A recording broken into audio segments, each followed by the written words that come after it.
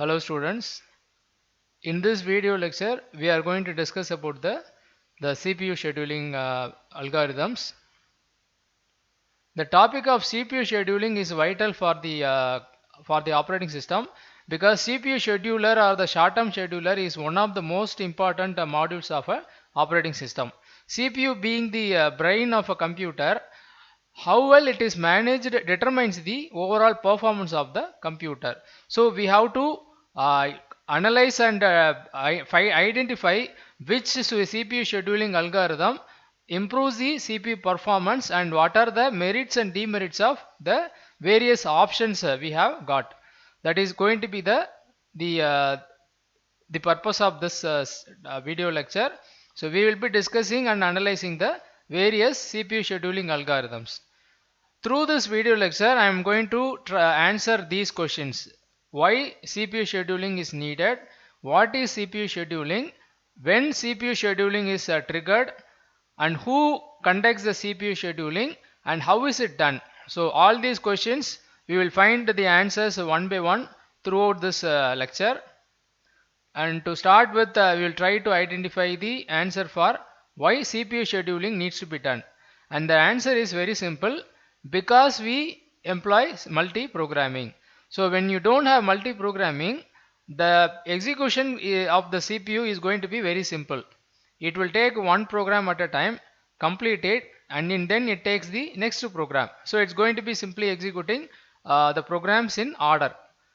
But when the multi-programming is employed, the CPU is going to switch from one program to another or one process to another in fraction of seconds. And there could be many reasons why the program needs to be switched. So whenever there is a reason for the current process to be stopped, immediately the CPU will be provided with the new process by the operating system. So multi-programming is the basic reason why CPU scheduling becomes an important requirement. So without CPU scheduling, multi-programming is not possible. Both are actually complementing. Multi-programming demands CPU scheduling, and CPU scheduling facilitates multi-programming. By switching the CPU, we gain major performance gain in the improvement in the processor. So this is the context in which we are actually going to conduct this discussion. We have a CPU and we have a ready queue with the number of processors. And for the sake of this discussion, we are going to assume that there is just one CPU available, not a multi-core system, and it is going to be executing all the waiting process. And the queue we have got is called as the ready queue. So ready queue comprises of a variety of processes. The processes are differ in many ways. For example, the time duration needed by each process will differ. One process may need 2 seconds to complete, another process may need 10 seconds to complete. So the sizes of the process and their time requirements will differ. And secondly, their priorities may differ. There may be high priority process, low priority process, and we have a mix of different processes. And thirdly, the arrival times may also differ. Which process came first, which process came next, that is also going to differ. Another difference is that some process have already got into the CPU, partially completed, and then returned back to the ready queue after their time quantum got over. So they have got some experience or execution in the CPU, and some processes are freshly loaded into the main memory. So that is another difference between processes. So based on which we have to implement the scheduling algorithms. The scheduling algorithms can exploit all these differences. So one CPU scheduling algorithm will focus on priority, another will focus on arrival times, another will focus on the remaining service time. So each algorithm can exploit any one of these characteristics which I just listed out. Now we are going to identify the module who. The next question is, who is doing the scheduling? The answer is, there is a module called short-term scheduler. It is the module of the OS which does the CPU scheduling. It is the one that makes use of any of the CPU scheduling algorithm and uh, send the process to the CPU. And we also have got another module which is also playing a role in it, which is it is called as a dispatcher. Dispatcher is a module which then puts the process onto the CPU. Short-term scheduler's job is to selection. It selects the next process to be executed, and dispatcher's role is to put that particular process which was selected by the short-term scheduler into the CPU, which means dispatcher is the one that does the context switching. So we know the process of context switching. The context of the current process needs to be saved. The context of the new process needs to be loaded. So, and then the execution commences for that particular process. That is done by the dispatcher. The next question is that when when the CPU scheduler will have to make a new selection, what causes the short-term scheduler to be invoked and it has to select a new process from the ready queue. These are the common reasons.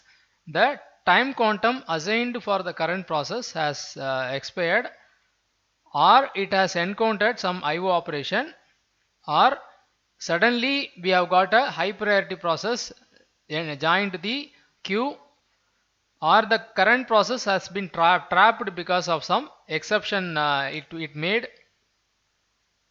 Otherwise, the current process may have made some system call like fork, shared memory message queue. It has made some system call, or there is a conflict due to shared memory synchronization. So when number of processes share the same resource, if that resource is already occupied by process 1, all subsequent process trying to access the same resource will be blocked temporarily until the previous process completes its usage. So this may also have triggered the short-term scheduler to replace the current process by a new process. Next is normal completion of the current process, and the next aspect of CPU scheduling is the difference between CPU and IO burst cycle. So every program that that is getting executed by the CPU is all combination of CPU instructions and IO instructions. For example, in this given program, the first set of programs are termed as CPU burst instruction because they don't need any IO device. They can be finished just by the CPU. Whereas the printf is an IO burst instruction because it requires the usage of the monitor, and there may be some more the program is going to have the mix of two types of instructions. There will be some set of CPU instructions followed by an IO operation and followed by another set of CPU instructions. Again there may be IO instructions. So it's all a mix of the combination of two. Based on which type of instruction dominates the program, we can call the program either as CPU bound program or as IO bound program. If the program contains more number of CPU instructions and least number of IO instruction, then it's called as a CPU bound instruction. Whereas if it contains a large number of IO instructions than the number of CPU instructions, then it's termed as IO bound program. The need for differentiating the program as CPU bound and IO bound will come to know it later. So as of now, let's keep in mind what is the meaning of IO bound program and what is the meaning of CPU bound program. So this distribution, whether it's CPU bound or IO bound, is important in the selection of a CPU scheduling algorithm. The next aspect of CPU scheduling is the classification of the CPU scheduling algorithms as preemptive and non-preemptive algorithms. So CPU scheduling decisions may take place under the following four circumstances. What are the causes which could make the CPU scheduling to be done? Number 1, when a process switches from running state to waiting state. For example, it resulted in an IO operation. It called an IO operation, and so it gets stopped. So when the program currently running makes an IO request, it gets stopped and pushed into a waiting state. That that is a reason for selecting a new process. Similarly, when a process switches from running state to ready state, for example, when an interrupt occurs. So when an interrupt occurs, the process don't have any issue. It's not making an IO call or its time quantum is not over, but for due to some external reason that process is stopped. So in that case it will only return back to the ready state, not to waiting state or suspended state. It just goes back to ready state. Thirdly, when a process switches from waiting state to ready state, because it has completed the IO operation. So it was going through an IO and it is now completed. So it returns to the ready state. And finally, the process is completed or terminated and a new process needs to be selected. Now, when the scheduling takes place only under the circumstances of 1 and 4, we can say that the scheduling scheme is non-preemptive, which means that when the process is stopped, okay, see the difference, the meaning of preemptive or non-preemptive is that what causes the execution of the current process to be stopped. If it has been stopped either because of an IO operation or because of its own completion, then it's called as non-preemptive. That means that its execution is not stopped by the operating system for any other reason. It's only because either an IO operation happens or and the execution of the process gets over, then it stopped. In that case, it is called as a non-preemptive scheduling algorithm. Whereas if its execution was interrupted, like it was interrupted because some high priority process needs to be executed, or it was interrupted because an external interrupt occurs. So if it is stopped for any other reason, then such a scheduling is called as preemptive scheduling. So to keep it simple, non-preemptive scheduling is once a process gets into the CPU, it will complete its execution and then it will leave, except when it has to go through an IO operation. For no other reason, the process will be disturbed by the operating system. Whereas preemptive scheduling means that even if a process successfully gets into the CPU and begins to execute, if the OS needs the CPU, it will any point of time it will remove the process from the CPU and send a new process to the CPU. So the OS has complete power in the preemptive scheduling algorithm to stop the execution of the current process at its will. But such a power is not available in the case of non-preemptive. The OS simply have to keep quiet and wait patiently for the process to either complete its execution or to reach an IO operation. That's what the difference between the two. So we will discuss about the algorithms coming under both categories. Some will be preemptive algorithms, some will be non-preemptive algorithms.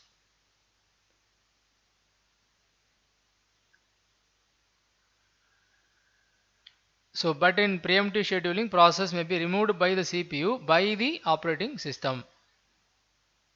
Both have their merits and demerits. When you take the non-preemptive scheduling, the non-preemptive scheduling has less synchronization problems.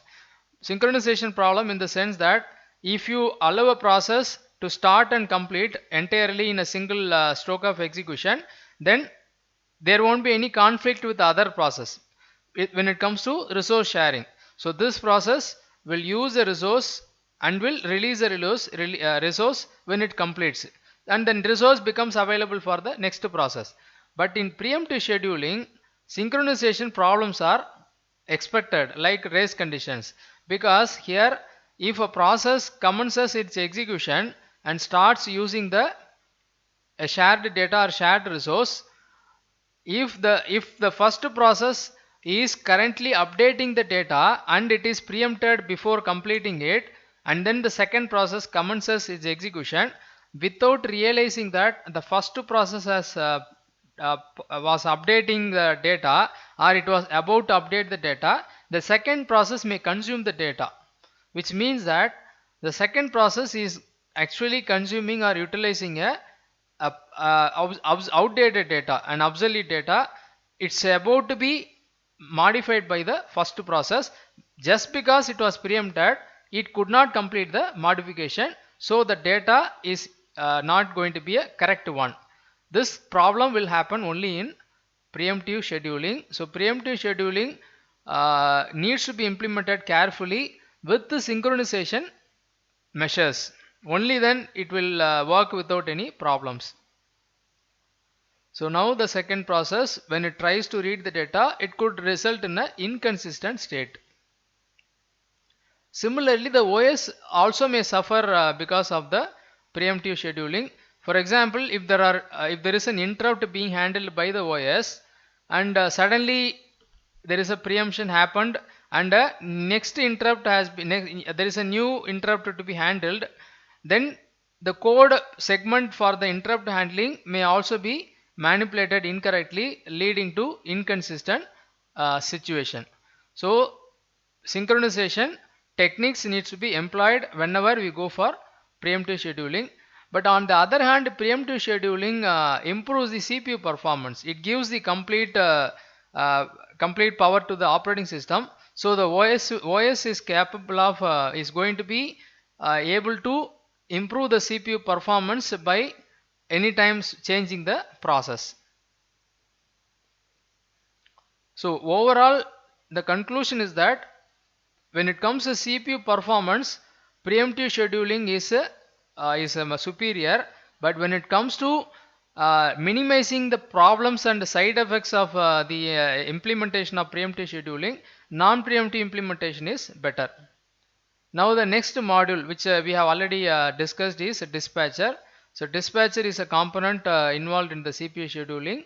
It is the one that gives the control of CPU to the process selected, which is nothing but the context switching.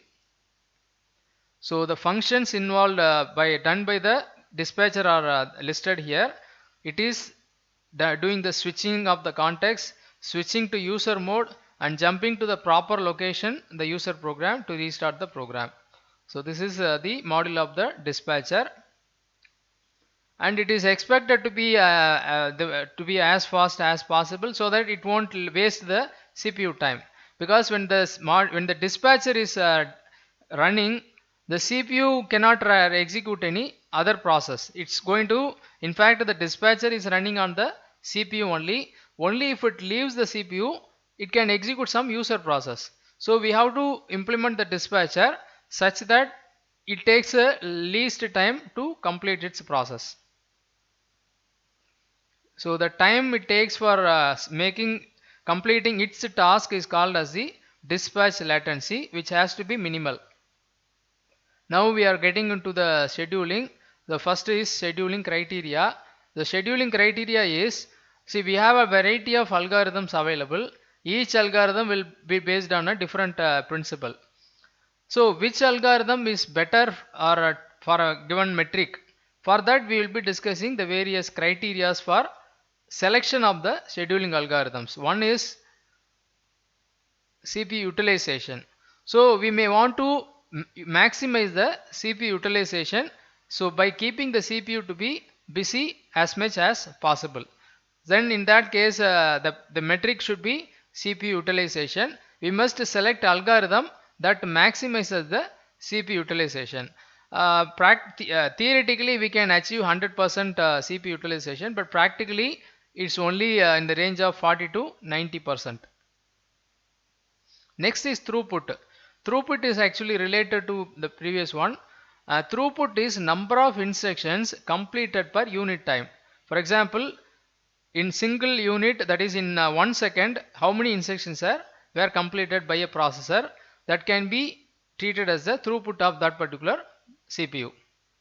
So that is another. And turnaround time is from the process point of view. So when you submit number of processes to the CPU, it takes a certain time for the processes to get completed. If you go by the completion time of the processes, then it's called as a turnaround time. So turnaround time is the time it takes for a process to get completed. For example, if a process enters into the system at time 0 and it gets completed at time 5, then its turnaround time is 5. Whereas if the process enters at 5 and gets completed at 7, then its turnaround time is 2. So the total time it takes for the process to get completed is called as the turnaround time. We must also consider, remember one more point, that turnaround time is not purely the execution time, because if a process enters the queue, it has to wait for some time to get into the CPU. And if it is non-preemptive scheduling, and if it is let's say time quantum based, then after executing for a particular unit of time, it will once again be forced to get out of the CPU and join the ready queue again, and once again wait for some time and then gets into the CPU. So turnaround time is the sum of all the time, which includes the time it spent in the CPU and the time it spent in the ready queue and the time it may have spent in the waiting time, the waiting queue. So it's a total time from its entry till exit. So the definition for the turnaround time is the interval from the time of submission of a process to the time of completion. So submission to completion, the total time is termed as turnaround time.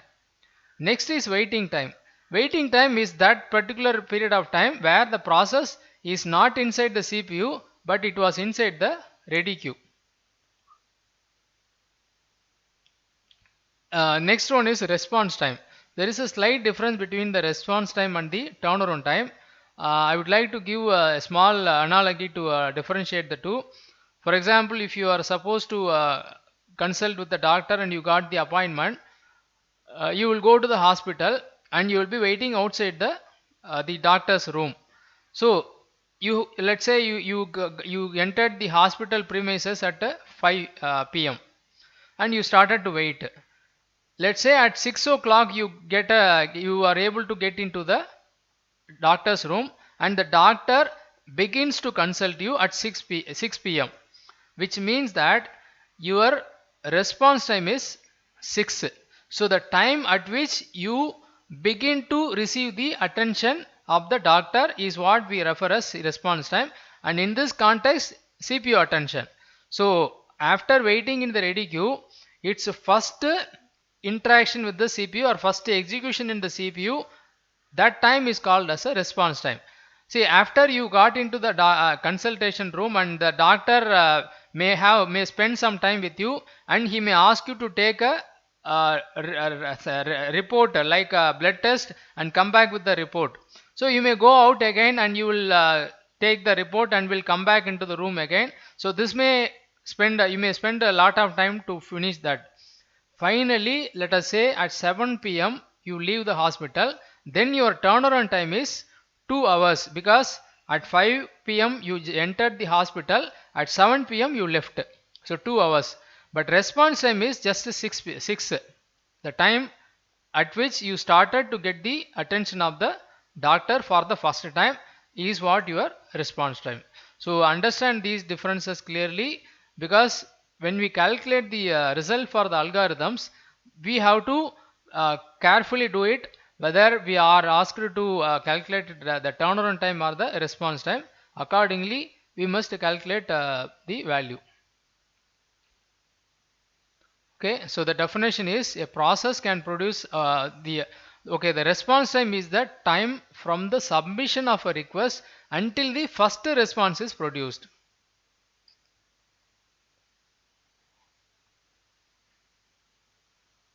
So given that we have got a variety of the measures available, ultimately what is required is that we have to maximize the CPU utilization as well as the throughput of the processor, whereas we must minimize the turnaround time, waiting time and the response times. This must be the ultimate goal of the CPU scheduling, but practically a CPU scheduling algorithm can only optimize any one of them. It may maximize the CPU utilization and fail in turnaround time, or it may maximize the reduce the turnaround time, but poorly does the poor throughput is produced. So we can't have one single algorithm which meets all the requirements. We will try to optimize the average measure of the given ones. And it is also important that we have to keep the variance minimized rather than the average response time.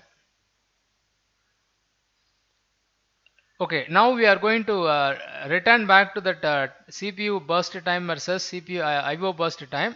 Now in what way this is relevant in CPU scheduling is that, see, when you does the scheduling of a process, it's not going to execute entirely till its completion or till its time quantum. For example, if you say if you take a non-preemptive scheduling, you select a process and send it to the CPU.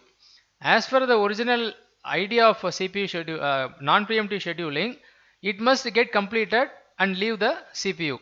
But if it involves an IO operation, that won't happen, because the moment it reaches an IO operation, it will be switched out of the processor. So we can't calculate the result for the algorithm easily when we consider that processors have caught both the CPU and IO instructions. Similarly, if you take the time quantum based non-preemptive, preemptive scheduling, in that case also a process that is selected and sent to the CPU before completing its time quantum may reach an IO operation, and so it may be preempted immediately out of the CPU. So this will complicate the calculation of results under our discussion. So original algorithms have to deal with this complexity, and they have to do the needful. But to keep it simple, what we are going to do in our discussion of the algorithms is that we are going to ignore the IO burst time. So we assume that what we are given is only pure CPU burst time, which means that they are not going to be having any IO instructions. So we don't need to bother about the IO instruction suddenly appearing and the process getting blocked. Such a situation need not be considered for our discussion, and that is what the reason for knowing this particular point. So normal original CPU scheduling has to deal with both the CPU burst and IO burst, but we are not going to be considering. Only CPU burst time will be considered in our examples. So we have got a number of CPU scheduling algorithms based on a variety of factors. These are the list of algorithms we are going to cover in our discussion. First come first served, shortest job first, priority scheduling, round robin, multi-level queue scheduling, and multi-level feedback scheduling. So we will be discussing the actual algorithms with the sample cases in the next video lecture. We have so far covered the basis of the CPU scheduling algorithms, and we have answered all the questions that we raised at the beginning. What is the need of scheduling? How is it done? Who will be doing the CPU scheduling algorithms, and when it is done?